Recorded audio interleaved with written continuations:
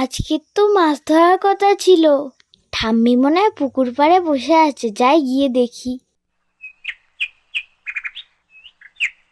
ও বুড়ি, আমাকে না ডেকে তুমি একা একা চলে এলে?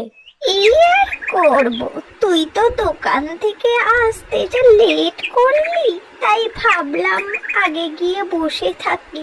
তুমি এখানে বসো, একটা মাছ পাই কিনা দেখি।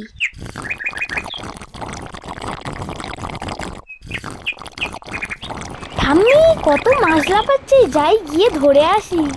আচ্ছা, সাবধানে নামিস।